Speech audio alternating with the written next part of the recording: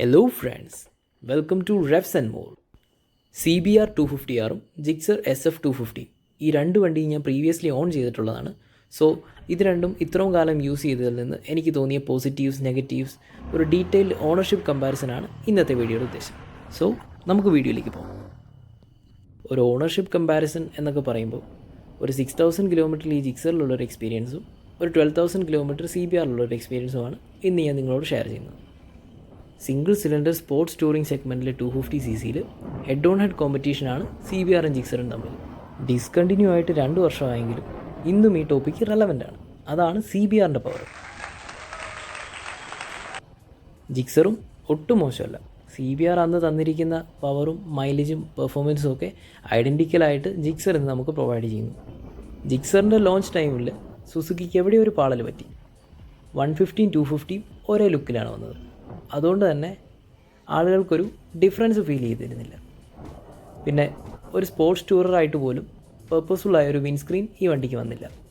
പിന്നെ ഹെഡ്ലൈറ്റും കുറച്ച് മോശമാണ്. ഇലുമിനേഷൻ്റെ കാര്യത്തിലല്ല, ലുക്കിൻ്റെ ബേസിൽ. ഇലുമിനേഷൻ്റെ കാര്യത്തിൽ CBRനെ കടത്തി വെട്ടുന്ന ഹെഡ്ലൈറ്റാണ് ജിക്സറിലുള്ളത്. എന്തൊക്കെയായാലും സുസുക്കിക്ക് ഈ വണ്ടിയുടെ ഫ്രണ്ട് പോർഷൻ ഡിസൈൻ ചെയ്തപ്പോൾ എവിടെയൊക്കെ ഒരു പാളൽ പറ്റിയിട്ടുണ്ട്. ചെറിയ ചില കോസ്മെറ്റിക് മോഡിഫിക്കേഷൻസ് ഈ വണ്ടിയിൽ നമ്മൾ ചെയ്തിട്ടുണ്ട്. സോ അതെല്ലാം ഡീറ്റെയിൽ ആയിട്ട് നിങ്ങളെ കാണിക്കാം. ഇതുപോലൊരു അൺഈവൻ റോഡിലൂടെ ഓടുമ്പോൾ ഇതിൻ്റെ ഹാൻഡ്ലിങ്ങിനെ കുറിച്ച് പറയാതിരിക്കാൻ പറ്റില്ല. ഒരു ഡ്യൂക്ക് 250 കഴിഞ്ഞാൽ പിന്നെ ഏറ്റവും ഈസി ഹാൻഡ്ലിംഗ് ആയിട്ട് തോന്നിയിട്ടുള്ള ഒരു 250cc എന്ന് പറയുന്നത് ജിക്സർ 250 ആണ്. അത് മെയിൻലി ഇതിൻ്റെ വെയിറ്റ് ഡിസ്ട്രിബ്യൂഷൻ കൊണ്ടാണ്. ഇതിൻ്റെ സെൻറ്റർ ഓഫ് ഗ്രാവിറ്റി ഒരു പർട്ടിക്കുലർ പോർഷനിൽ ഫോക്കസ്ഡ് അല്ല. ഇതിൻ്റെ ഫ്രണ്ട് പോർഷനും സെൻട്രൽ പോർഷനും ടെയിൽ പോർഷനിലും ഈക്വലി വെയിറ്റ് ഡിസ്ട്രിബ്യൂട്ടഡ് ആണ്. ഒരു 165 കിലോ വെയിറ്റ് വരുന്നൊരു വണ്ടി നമ്മൾ കൊണ്ടുപോകുന്ന ഒരു വെയിറ്റ് നമുക്ക് ഫീൽ ആവുന്നേ ഇല്ല. CBRൻ്റെ കേസിൽ കുറച്ചൊക്കെ വണ്ടിയുടെ വെയിറ്റ് നമുക്ക് ഫീൽ ആവുന്നതാണ്. എന്നാലും കോണേഴ്സിൻ്റെ കാര്യത്തിലും ഹാൻഡ്ലിങ്ങിൻ്റെ കാര്യത്തിലും CBR നമ്മളുമായിട്ടൊന്ന് ടേം ആയി വരണം. ജിക്സർ ഒരു 10 കിലോമീറ്ററൊക്കെ ഓടിച്ചു കഴിഞ്ഞാൽ തന്നെ നമ്മുടെ കയ്യിൽ നല്ലപോലെ ഇണങ്ങും. CBRുമായിട്ട് നമ്മളൊന്ന് ടേം ആയി വരണം. ടേം ആയി കഴിഞ്ഞാൽ പിന്നെ CBR ഇതിനും കുറച്ചുകൂടെ ഫീലിലും ആ ഒരു കോൺഫിഡൻസിൽ നമുക്ക് കൊണ്ടിടങ്ങാൻ പറ്റും. പിന്നെ CBRൻ്റെ സസ്പെൻഷൻ ഇതിലും കുറച്ചും കൂടെ സോഫ്റ്റാണ്. CBRൽ ഇതുപോലൊരു റോഡിലൂടെ പോകുമ്പോൾ ഇത്ര ഒരു ചാട്ടം ഫീൽ ചെയ്യില്ല. ജിക്സറിൻ്റെ സസ്പെൻഷൻ കുറച്ചും കൂടെ ഒന്ന് സ്റ്റിഫ് ആയതുകൊണ്ട് കോണേഴ്സിൽ ഇതൊരു അഡ്വാൻറ്റേജ് ആയിട്ട് പലപ്പോഴും തോന്നാറുണ്ട്. പിന്നെ നമ്മളിപ്പോൾ ഉള്ളത് ഇടുക്കി ജില്ലയിലെ ചതുരംഗപ്പാറ എന്ന് പറയുന്നൊരു സ്ഥലത്താണ്. തേക്കടി മൂന്നാർ സ്റ്റേറ്റ് ഹൈവേ എന്ന് ഒരു 10 മിനിറ്റ്സ് ഡീവിയേറ്റ് ചെയ്ത് കഴിഞ്ഞാൽ നിങ്ങൾക്ക് ഇവിടെ എത്താൻ പറ്റും. ഇവിടെ നിങ്ങൾ വന്നു കഴിഞ്ഞാൽ പിന്നെ ഒരു 2 മിനിറ്റ് പോലെ പോകുന്നത് 2 മണിക്കൂറായിരിക്കും. അത്രയ്ക്ക് ബ്യൂട്ടിഫുൾ ആയിട്ടൊരു സ്ഥലമാണ്. താഴെ കാണുന്നത് തമിഴ്നാടാണ്. പിന്നെ ഇവിടെ വിൻമിൽസ് ഉണ്ട്, നല്ല കാറ്റാണ്. ഈ മലകൾക്കൊക്കെ ഇവിടുത്തെ ഒരു പ്രത്യേക ഭംഗിയാണ്. പക്ഷേ നമുക്ക് വണ്ടിയുടെ കാര്യം പറയാം. മോഡിഫിക്കേഷനിൽ തന്നെ സ്റ്റാർട്ട് ചെയ്യാം. R15 V3യുടെ മിറേഴ്സ് അത് ഇതിന് ഡയറക്റ്റ് ഫിറ്റാണ്. പിന്നെ ഹെഡ്ലൈറ്റിന് മേളിൽ ഒരു ബ്ലാക്ക് സ്റ്റിക്കർ, അതിന് മേളിൽ ഒരു ബബിൾ വൈസർ, പിന്നെ ഒരു വിംഗ്ലെറ്റ്. ഇത്രയും ചെയ്തപ്പോൾ തന്നെ ഈ വണ്ടിയുടെ ലുക്ക് ഒന്ന് എൻഹാൻസ് ആയൊരു ഫീലുണ്ട്. ആ ഒരു ഫ്രണ്ട് പോർഷൻ ഒഴികെ ഈ വണ്ടിയുടെ ബാക്കി എല്ലാ എലമെൻസും പെർഫെക്റ്റ്ലി ഡിസൈൻഡ് ആണ്. ഫെയറിങ്ങിൽ പാനൽ ഗ്യാപ്സ് ഇല്ല, വൈബ്രേഷൻ ഫ്രീ ആണ്, നല്ല എയറോഡൈനാമിക്കലി ഡിസൈൻഡും ആണ്. സോ ഓവറോൾ ബോഡി ക്വാളിറ്റിയിൽ CBRനേക്കാളും ബെറ്റർ ജിക്സറാണ്. ബട്ട് അതൊരു 2011 ഡിസൈൻഡും ഇതൊരു 2019 ഡിസൈൻഡും ആണ്. സോ അതൊരു കമ്പാരിസണുള്ള ടോപ്പിക്കല്ല. 110 സെക്ഷൻ ഫ്രണ്ടും 150 സെക്ഷൻ റെയറും വരുന്ന MRF റെഫ് സീരീസിലുള്ള റേഡിയൽ ടയേഴ്സാണ് ജിക്സറിലുള്ളത്. ഭയങ്കര ഒരു എക്സ്ട്രാ ഓർഡിനറി പെർഫോമൻസ് ഒന്നും ഈ ടയർ നമുക്ക് പ്രൊവൈഡ് ചെയ്യുന്നില്ല. എന്നാലും ഡീസൻറ്റ് ഗ്രിപ്പിംഗ് ആണ്. പിന്നെ ഒരു ഡൗൺ സൈഡായിട്ട് കുറച്ച് നോയ്സിയാണ് ഈ ടയർ നല്ല റോഡ്സിൽ. Dual channel ABS and disc brakes ആണ് 2 വണ്ടിയിലുള്ളത്.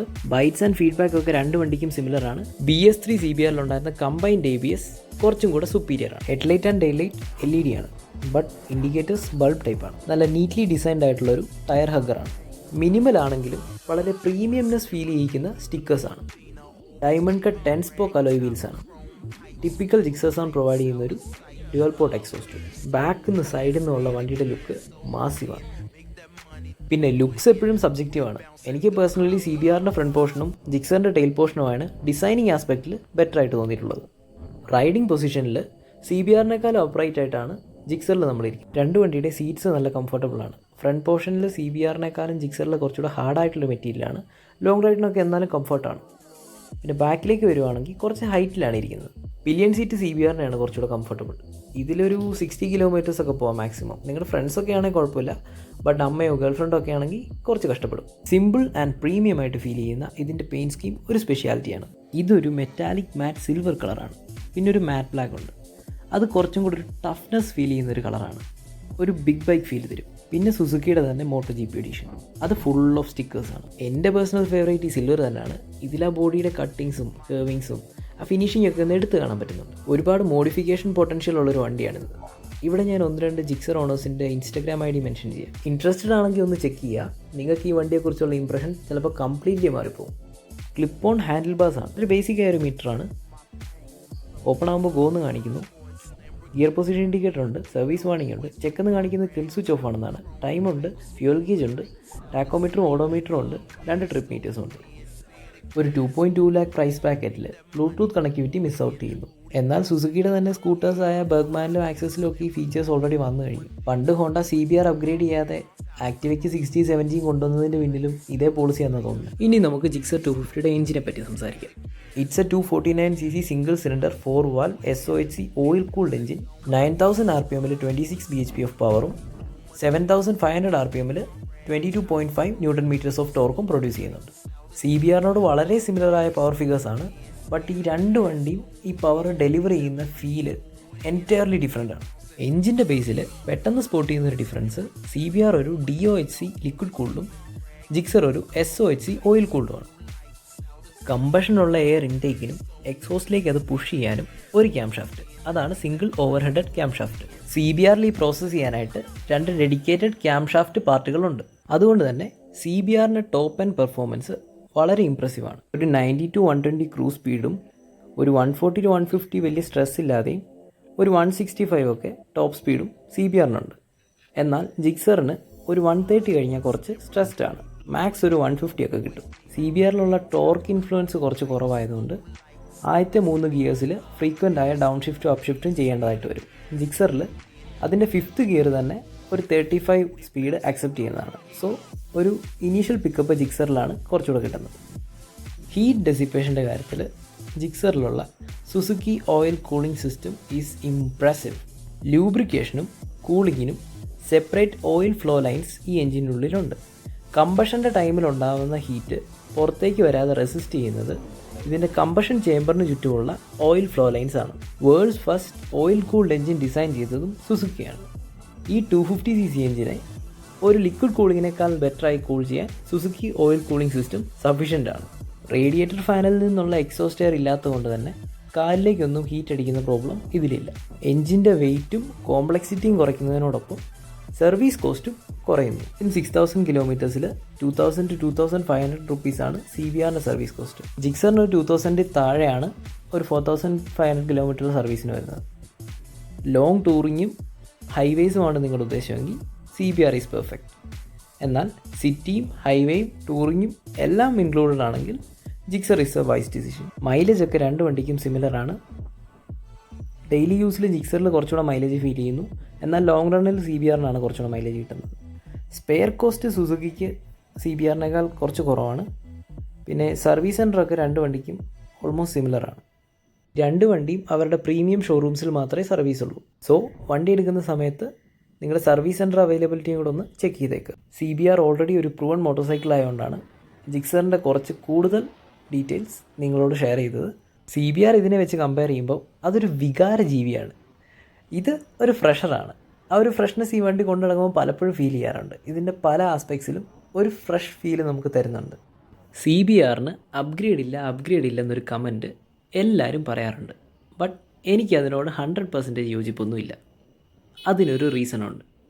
ഒരു 2011 motor cycle 249cc single cylinder DOHC 4-valve liquid cool fuel injected engine with a 6-speed transmission and a dual channel combined ABS with an impressive top speed of 165 km/h.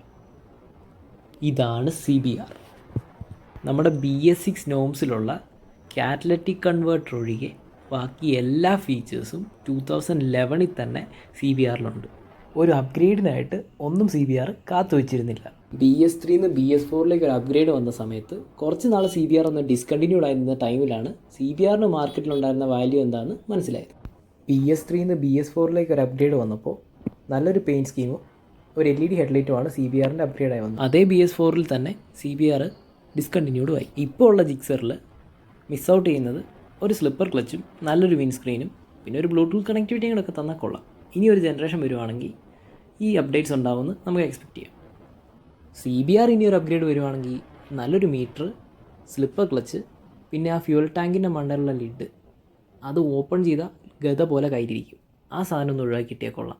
പിന്നെയുള്ളൊരു problem ആ initial ടോർക്കിൻ്റെ ഒരു delay. അതിപ്പോൾ ഹോണ്ടയ്ക്ക് വേണമെന്ന് വെച്ചാൽ നിസ്സാരമായിട്ട് ചെയ്യാവുന്നുള്ളൂ. Already CBR എഞ്ചിൻ്റെ higher എഞ്ചിനായ CB300Rലിരിക്കുന്ന എഞ്ചിനിൽ ആ ടോർക്കിൻ്റെ issue തീരെയില്ല.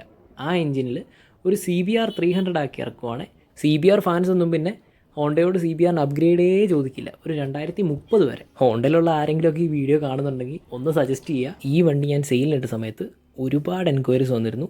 എല്ലാം തന്നെ CBRനെയും ജിക്സറിനെയും കമ്പയർ ചെയ്തുകൊണ്ടായിരുന്നു. അത് തന്നെയാണ് ഓണർഷിപ്പ് ആസ്പെക്റ്റിൽ ഇങ്ങനെ ഒരു കമ്പാരിസൺ വീഡിയോ ചെയ്യാനുള്ളൊരു റീസൺ. ഇത്രയും നേരം എൻ്റെ കത്തിവെപ്പ് കേട്ട് സഹിച്ചിരുന്ന എല്ലാവർക്കും ഒരുപാട് താങ്ക്സ്. ഇതൊരിക്കലും ഒരു ഫാൻ ബോയ് ടോക്കൊന്നുമല്ല. ബിക്കോസ് ഈ 2 വണ്ടി ഇപ്പോൾ എൻ്റെ അടുത്തില്ല. വണ്ടികളോടുള്ള പാഷൻ കൊണ്ടാണ് ഇന്ന് ഈ ചാനലും ഞാനിപ്പോൾ നിങ്ങളോട് ഇൻട്രാക്ട് ചെയ്യുന്നതും. വണ്ടികളും അതിനെ റിലേറ്റ് ചെയ്തുള്ള ടോക്സും നേച്ചറും കുറച്ച് അഡ്വഞ്ചറും ആയിരിക്കും നമ്മുടെ ചാനലിൽ ഉണ്ടാവുക. വീഡിയോ ഇഷ്ടമെങ്കിൽ നിങ്ങളുടെ ലൈക്സും കമൻസും ഒക്കെ എക്സ്പെക്റ്റ് ചെയ്യുന്നു. അപ്പോൾ പുതിയൊരു വീഡിയോയിൽ വീണ്ടും കാണാം.